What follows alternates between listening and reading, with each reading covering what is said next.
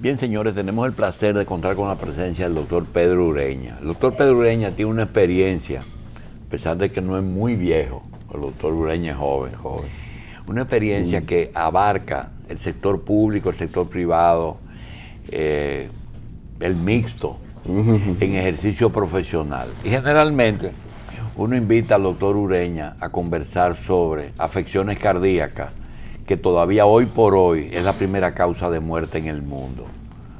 Las enfermedades del corazón y de vasos todavía están en más de un 60% según los datos de la Organización Mundial de la Salud. Por tanto, si es la principal causa de muerte hay que hablar mucho. Pero antes, nosotros le damos la bienvenida al doctor Ureña. Quisiéramos hablar de algo que quisiéramos que él nos pase la experiencia. Doctor, el acceso a los instrumentos de prevención y tratamiento de enfermedades del corazón, que es el área suya, ¿está plenamente definido o todavía usted entiende que hay algún sector de la población que está desprotegida o que no tiene suficiente cobertura? Bueno, antes que nada, gracias por la invitación, Julito. Siempre es un placer estar aquí. Bueno, yo te diría que podemos decirlo en dos aspectos. Hay un aspecto de la prevención, que es lo que le llamamos la educación, donde uno orienta a los pacientes sobre la dieta, el ejercicio. Y hay otro aspecto que es tan importante de la prevención, que es el tratamiento a tiempo. Y en esos dos sectores, lamentablemente, yo te diría que, no voy a decir un porcentaje, yo te diría que la mayor parte de la población realmente no tiene el acceso adecuado. Y eso lo vemos en las estadísticas, muy sencillo. Realmente países como el nuestro son los países que ahora mismo se proyecta con mayor crecimiento en la mortalidad por enfermedades cardíacas. ¿Y a qué se debe esto? Precisamente a ese pésimo efecto en la prevención.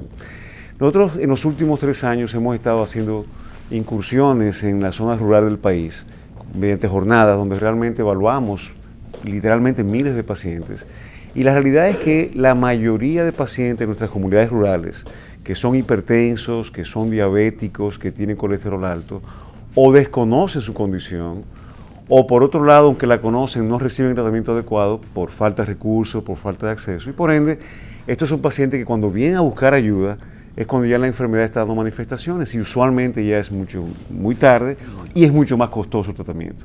Así que realmente te diría que todo lo contrario, tenemos un gravísimo problema en cuanto a lo que es acceso a medicamentos, acceso a programas educativos adecuados, acceso a orientación sobre lo que es un hábito de salud cardiovascular adecuado en la mayor parte de la población. Yo me atrevería a decir que realmente fuera de lo que son la capital, las grandes ciudades, el resto del país realmente no tiene un acceso adecuado, absolutamente. Doctor Ureña, las preguntas que le vamos a hacer, posiblemente nos gustaría que se conteste con monosílabo, pero no es posible porque a veces hay respuestas que me necesitan un poquito más de tiempo.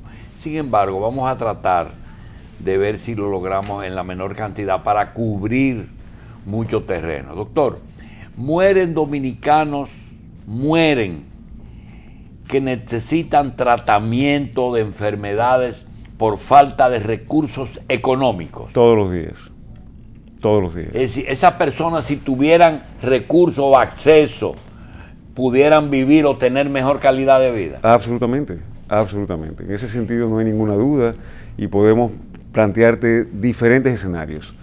Pacientes que requieren marcapasos, que todavía no han sido incluidos en la seguridad social. Pacientes que requieren desfibriladores intracardíacos. Una de las cosas que aún que tengan un seguro médico no están cubiertos.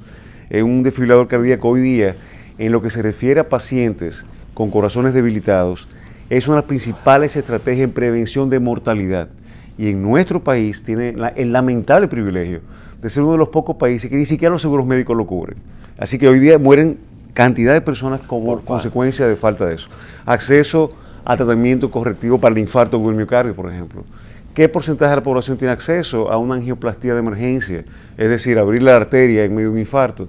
¿Qué porcentaje de los pacientes, aunque se están haciendo esfuerzos para eso, tiene acceso a los medicamentos que se requieren en el tratamiento de un infarto? Así que definitivamente, hoy día muere una cantidad importante de pacientes que no tienen acceso a centros privados o incluso semipúblicos, vamos a decirlo así, que realmente requieren que el paciente tenga una cobertura o que pueda pagar de su bolsillo ese tratamiento. Aquí hay 10 millones de habitantes y 10 millones que accesan ocasionalmente al país en busca de atención médica.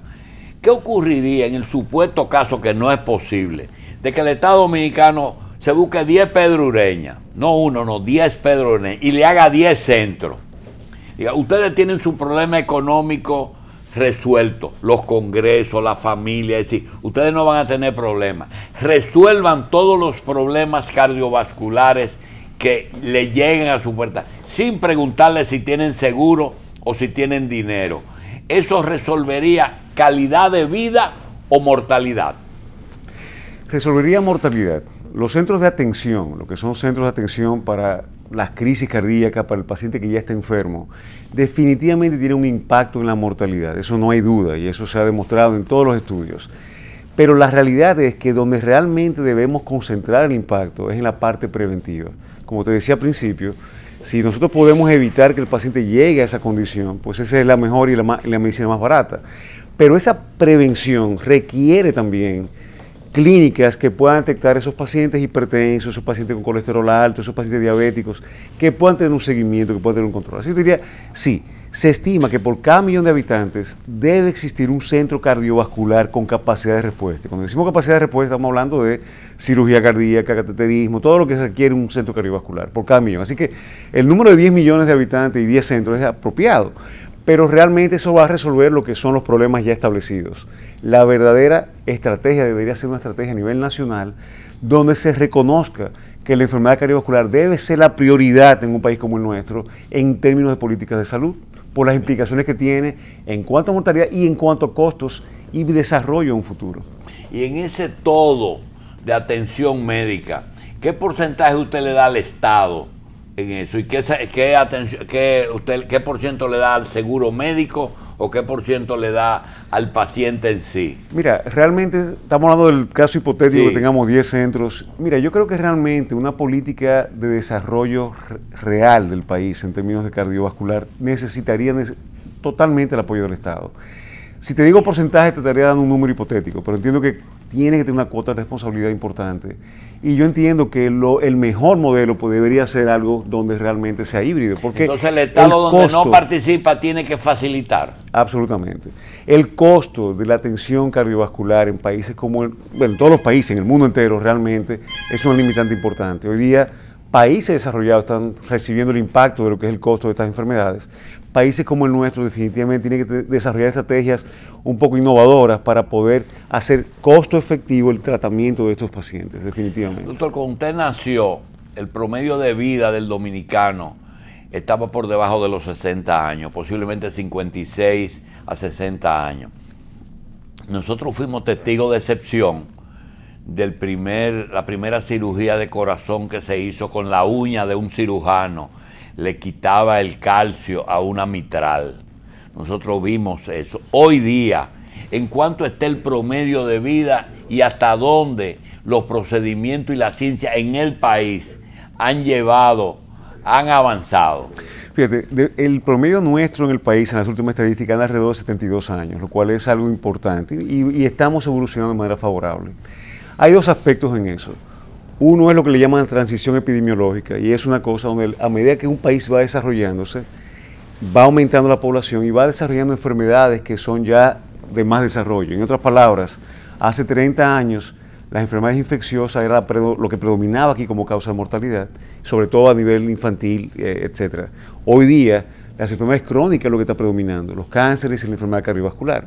Así que no hay duda que esa transición también necesita o requiere una transición en el enfoque de la salud. Lamentablemente, todavía nosotros estamos muy enfocados en esa evidencia de infecciones como causa principal de mortalidad. Fíjate cómo aquí se hacen muchas campañas en cuanto a los virus, el dengue, chikungunya, pero tú no oyes realmente campañas enfocadas en la principal causa de muerte, que son los infartos. Entonces, todavía tenemos esa mentalidad de lo que era la medicina hace 20, 30 años en cuanto a políticas públicas, y eso lo he discutido con muchas autoridades de aquí. Ahora bien, ¿a qué se debe ese aumento de la mortalidad? O aumento de la sobrevivencia, vamos a decir así, o aumento de la expectativa de vida. Indudablemente un mejor cuidado médico, no hay duda. Sí, definitivamente hoy día un paciente que tiene una condición cardíaca tiene mucho más chance de sobrevivir que lo que tenía hace 20 años. Nuestros centros están con más capacidad. El gran problema sigue residiendo en que lamentablemente no tenemos más acceso a una mayor población, definitivamente. Doctor, al médico, sobre todo usted que se dedica a una área muy especializada, no le gusta hablar de recursos económicos, pero el recurso económico es importante. Cuando a un paciente le dicen, mira, el tratamiento vale 300 y vienen a los medios, yo quiero ponerme un marcapaso, quiero hacerme 2 stents. Hay gente que no entiende que así como el cirujano plástico, aunque no cobre honorarios, las 2 prótesis de los senos de la mujer cuestan y cuesta mucho. En porcentajes más o menos, los instrumentos que giran alrededor de prótesis, de procedimientos, que aunque los médicos no cobren, es costoso el ejercicio. Extremadamente costoso. Mira, hay 2 aspectos. Primero es lo que es la plataforma para poder dar un servicio armar de calidad. El asunto. Exacto. Un quirófano, una sala de cateterismo cardiovascular. Estamos hablando del más alto nivel en cuanto a inversión. Para que tengas una idea, una sala de cateterismo moderna, de buena calidad, la inversión es alrededor de $1 millón. Sin contar los diagnósticos. Esto estamos hablando de la sala, lo que es el equipamiento para poder una donde sala. se hace el cateterismo. Entonces ponte a pensar lo que es la rentabilidad de una inversión de $1 millón. Pero aparte de eso, o sea, el mantenimiento de ese equipo. Sí, pero por ejemplo, tú vas a un sitio donde usted está hoy y le dicen, el aire tiene que estar prendido 24 horas. Totalmente. El aire, ya ahí tú tienes $1 millón de pesos mensuales de energía. Tienes que tener un personal dedicado solamente a eso. Si hay cualquier problemita con ese equipo, eso no es un equipo que se puede parar por mucho tiempo. En fin, hay una inversión en infraestructura. Pero los costos también de los materiales que utilizamos son muy altos. Un marcapasos promedio, el más barato, anda en los $3,000-4,000. No ¿Y estamos hablando de peso. El más caro anda en los $25,000-27,000, que es un desfibrilador. Así que es realmente, el que desfibrila también. Es el que desfibrila, es el que hablábamos ahorita que no está cubierto por nuestras aseguradoras o por nuestra seguridad social, y que por ende muchos pacientes fallecen por no tener acceso a este tipo de dispositivos. Doctor, ¿hasta dónde el seguro médico es un obstáculo para que el médico pueda hacer lo que necesita el paciente? Es decir, que usted no tiene que estar quitándole cositas, pónmelo más barato. Mira, yo tengo ahí un sentimiento mezclado, Julito. Yo reconozco que la seguridad social definitivamente ha sido positiva. Si lo veo como algo global. En términos generales. En términos generales ha sido global. Creo que como un proceso que está desarrollándose tiene muchas limitaciones. Y precisamente algunas limitaciones radican en esto, en donde realmente no hemos madurado lo suficiente en algunos aspectos, y hay muchas limitaciones que en algunos casos se imponen a procedimientos, a decisiones diagnósticas, y tiene que ver mucho con el costo. Entonces, lamentablemente, donde nosotros tenemos ese equilibrio, donde esto pueda ser costo efectivo, pero al mismo tiempo no le neguemos la cobertura que el paciente requiere para poder sobrevivir, eso es lo que tenemos, hacia donde tenemos que evolucionar. Pero no hay duda que hay limitaciones en muchos aspectos, y te vuelvo a insistir con el desfibrilador, porque realmente esa es una de ellas. Un paciente ahora mismo puede tener el mejor seguro, y si usted necesita un desfibrilador, la aseguradora le va a decir, eso no está en el código. Bueno, pero ¿por qué no está en el código cuando tenemos años pidiéndolo? Cuando en todos los países del mundo eso es algo que debería estar ahí. O sea, realmente ese es un ejemplo de lo que estamos hablando. Bien, doctor, dice un dicho por ahí, abogado viejo, médico joven.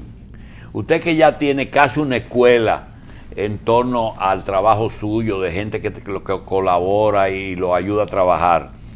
La curva académica trabaja en dirección opuesta a la curva económica del médico, ¿o no necesariamente? No necesariamente. Si es posible, usted está actualizado, asistir, sin que tenga los afanes naturales del hombre que tiene que asegurar su vejez.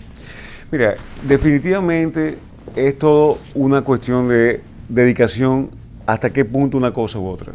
Si se dedica completamente a la práctica y no hace absolutamente más nada que práctica, definitivamente la parte académica va a sufrir. ¿Y quién se ocupa de él si se dedica a la práctica? Si se dedica solamente a la parte académica, pues lamentablemente no existe, y sobre todo en nuestro país, las estructuras para poder sustentar un profesional.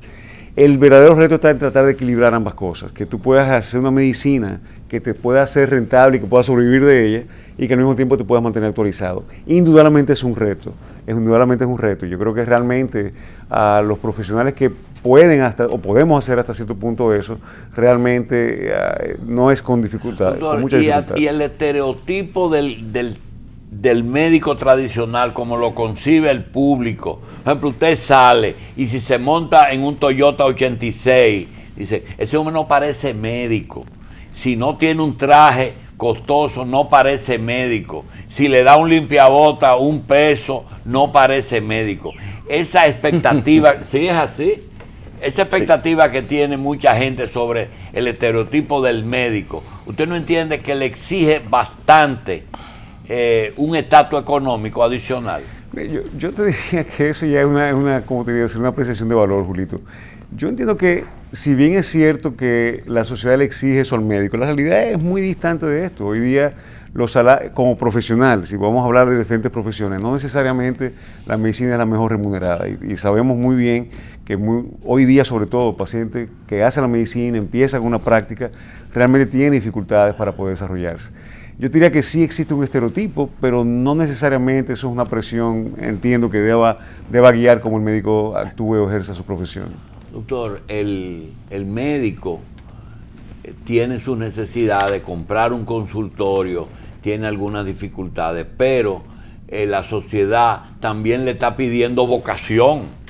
Dice, no, ese hombre no tiene vocación. Ah, porque tú también quieres vocación, quieres que te añoñen, quieres que te dediquen tiempo. Y lo peor es, la visita médico domiciliaria desapareció porque el médico no puede atender a todos sus pacientes como lo hacían antes. Mira, ese es un punto muy, muy importante. Yo recientemente leí una declaración de la CISARRIL, de los copagos con los seguros y con unos estamentos muy firmes, incluyendo de impuestos a los médicos. Y realmente yo cuestionaba cuando leí esto y decía, realmente el que dijo esta frase sabe lo que cuesta un consultorio, lo que paga de luz, lo que es pagar una secretaria, y sabe lo que paga un seguro por esa consulta y cuánto tiempo tarda en pagarlo. Entonces la realidad es que los médicos hoy día, si no cobran un copago, no pueden sencillamente sostener su práctica. Eso es una realidad y eso es incuestionable. Entonces, ¿cuál es la solución? ¿Cerrar todos los consultorios? ¿O hacer una medicina de muy bajo nivel que sea la que compense con lo que se está pagando? O sea, realmente eso no es la solución. Yo creo que...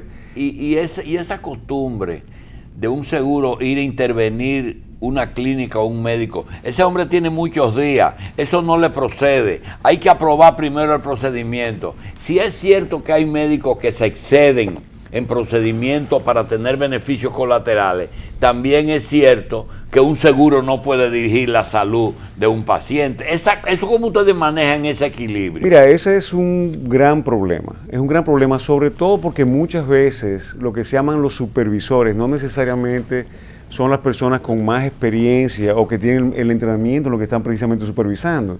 Y eso crea muchas veces conflictos en términos de decisiones. Si bien es cierto que, como tú bien dices, existen abusos a veces del sistema y que debe haber algún tipo de control, yo creo que la forma como se está ejerciendo no es la más apropiada. Muchas veces son personas, insisto, como una persona que quizás nunca ha visto un cateterismo cardíaco puede venir a decirme a mí si yo puse un stent bien o mal, si tú ni siquiera, no solamente no tienes entrenamiento, sino ni siquiera sabes lo que es eso. Entonces, lamentablemente, de nuevo, un sistema que está madurando, estos son los errores que se cometen al empezar y lo que deseamos todos es que se corrijan. Sí puede haber una supervisión, pero es una supervisión bien formada, bien entrenada y que realmente haga las cosas con criterio. Yo creo que eso es sano, yo creo que es saludable que nosotros como profesionales tengamos algún mecanismo donde realmente se asegure que las cosas están haciendo bien.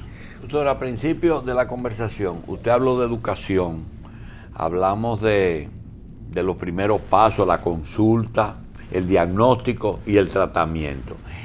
Si usted se pone a ver, los medios de comunicación juegan un papel importante, tanto en las enfermedades como, es decir, el medio de comunicación como causa de enfermedades, causa de estrés, causa de ansiedad, y el medio de comunicación como método de educación.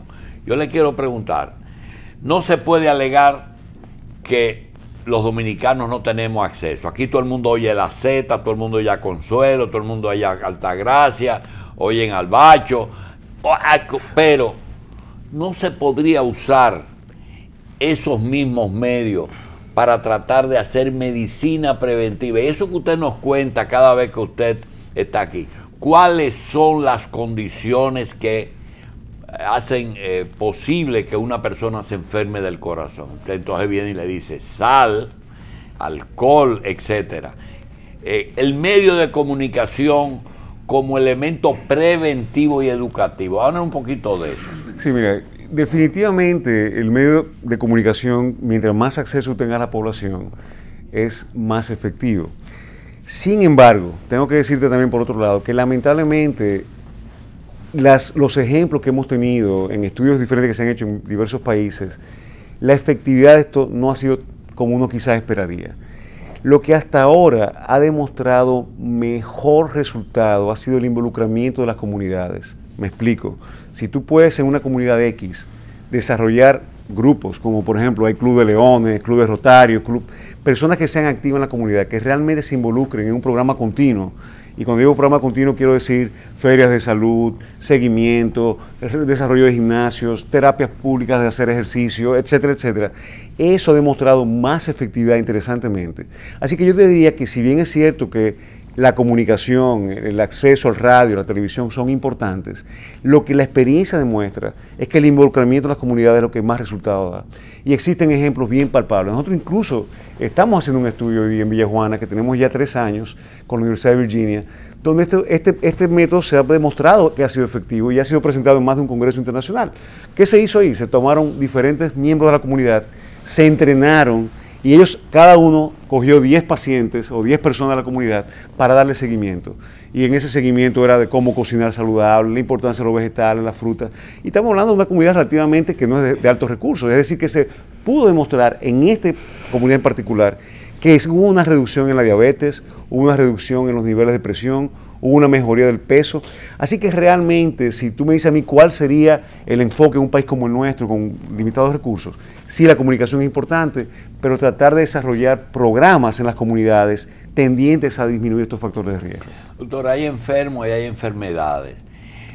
Así como usted nos habló de la prevención, hay lo que pasa después del tratamiento. Usted es testigo de que muchos pacientes que son sometidos a procedimientos cambian muchísimo su estilo de vida, hasta su manera de ser, y comienzan a hacer las mismas preguntas siempre. Te preguntan a ti, doctor, ¿cuándo yo puedo hacer lo que yo hacía antes? Que generalmente el hombre habla de relaciones sexuales, pero también hay integración al trabajo. ¿Cómo hago para evitar una recaída o que el trabajo que usted me hizo se dañe? ¿Cómo lo controlo? ¿Eso entraría en educación o es el médico que tiene que seguir la de seguimiento al paciente? Es muy importante, dependiendo de qué situación estemos hablando. En el caso suyo, que ya tiene una casuística muy alta, le es humanamente imposible coger 3.000 stents, juntarse con ellos todos los días y decirle no respire o corre. Claro. Es imposible. ¿Qué se puede hacer? Y la ventaja de esto, Julito, es precisamente esa, de que la experiencia, y no solamente la experiencia nuestra, sino la experiencia de la medicina global, da dando herramientas para eso. Tú tienes mucha razón. Un médico que tiene 20 minutos, media hora con un paciente, realmente no tiene el tiempo, y aunque lo tuviese muchas veces no puede dedicarle lo que requiere un paciente con tu educación. Por eso hoy día se hablan de programas de rehabilitación cardíaca. Rehabilitación cardíaca como si fuera rehabilitación neurológica, rehabilitación. Esos programas realmente están diseñados para pacientes que hayan tenido infarto, stent, cirugías.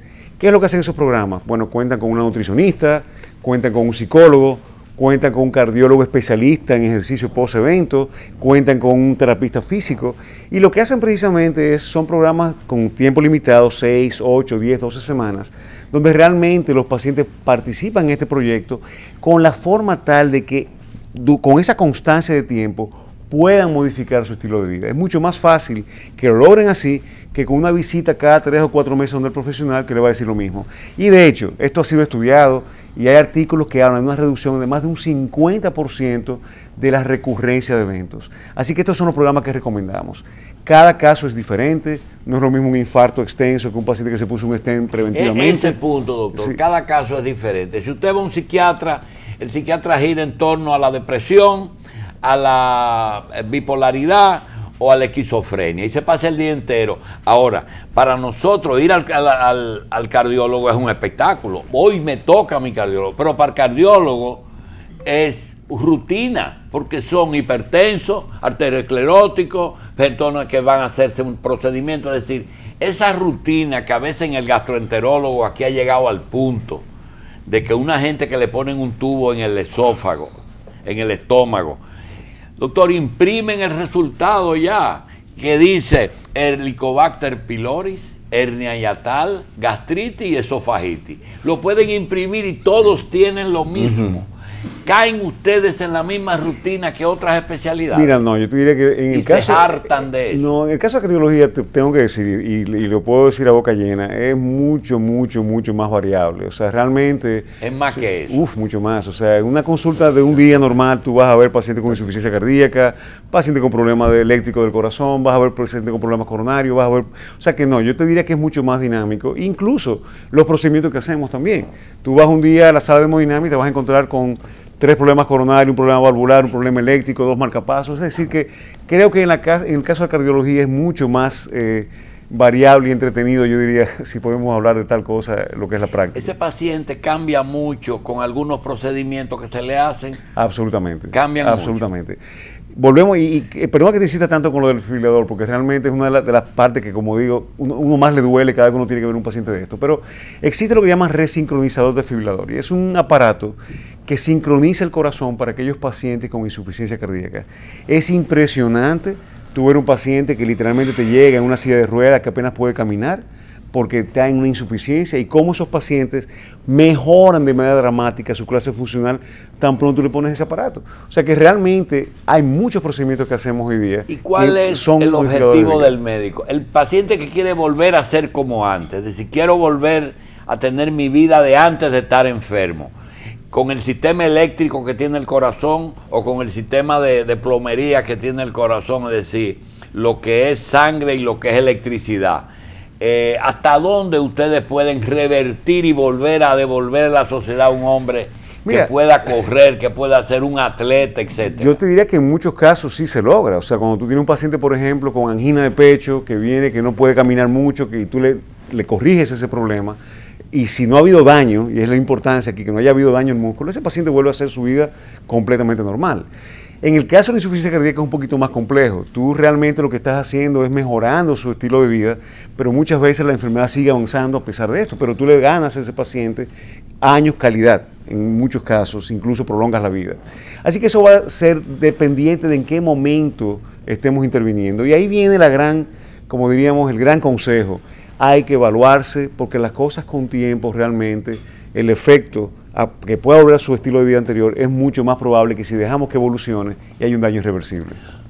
Doctor Ureña, la muerte súbita o muerte de repente, como lo decían los viejos, se murió de repente, es una condición que hoy día es posible por los diagnósticos, es decir, que era antes lo que había era una ausencia de diagnóstico. ¿Hay un elemento que prevalece o la muerte súbita es una condición totalmente aparte, que no tiene nada que ver con... 80% de los pacientes con muerte súbita es por problema coronario. O sea, son obstrucciones coronarias que hacen un infarto, y antes de llegar a, como diríamos, a necrosar el tejido, el paciente hace una arritmia y muere. Así que la mayoría de estos pacientes, si nosotros podemos detectar la enfermedad coronaria, enfrentar esa enfermedad coronaria, estamos ayudando a impactar la muerte súbita. Hay otras causas, problemas eléctricos del corazón que también pueden ser detectados. Hay problemas estructurales del corazón, pacientes con músculo muy grueso, por ejemplo, cardiopatía hipertrófica, que también pueden ser detectados. Y en ese sentido se ha avanzado mucho. Hoy día podemos identificar cuáles son los pacientes de mayor riesgo para padecer de muerte súbita y hacer terapias dirigidas a eso, incluyendo, insisto lo mismo, el desfibrilador. El desfibrilador hoy día, lo que llaman prevención primaria, es para aquellos pacientes con alto riesgo de muerte súbita, que tengan arritmias, que tengan una condición estructural en el corazón, etcétera, que hayan tenido un infarto y tengan un corazón debilitado. Todos son criterios que sabemos hoy día que tienen una mayor tendencia a hacer esa muerte repentina, y por ende en muchos de esos casos se indica este aparato como prevención. Doctor Ureña, el ser médico no vacuna contra enfermedades y el ser cardiólogo no evita enfermedades. Tenemos el caso del doctor de Filló, que murió con un corazón artificial, y tenemos el caso del doctor Fernández Martínez, que aunque tenía 90 años, pues murió de una fibrilación. Yo le quiero preguntar, ¿A partir de qué edad el doctor Ureña comenzó a hacerse chequeo anuales personal? ¿Cada cuánto tiempo usted se chequea? Sí, mira, yo te digo, todos los médicos tenemos un defecto y que usualmente no somos los mejores pacientes. Y eso yo creo que tú lo sabes. O sea, siempre nos consideramos inmunes a este tipo de cosas. Yo te diría que yo empecé a chequearme a partir como de los 42 años por ahí. ¿Anuales o se hace dos? No, me hago anual un chequeo y me chequeo mi colesterol y trato de hacerme mi prueba. ¿Va donde el médico se lo hace usted mismo? No, yo tengo mi doctora, la doctora Ramírez. Y se pone en manos de ella y no opina como yo. Totalmente. Sí. Doctor, ¿ustedes tratan de calidad de vida o de más años?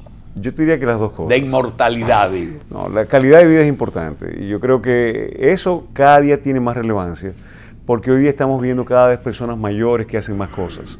No es infrecuente yo ver un paciente... Personas mayores que hacen más cosas. O sea, totalmente. Pacientes de 82 años, 83 años, que tú lo ves activos, que hacen sus vacaciones, que tienen una vida... ¿Cuánto estamos aquí en promedio de vida? ¿7,4? 72 es lo que el último censo que ¿Y las mujeres?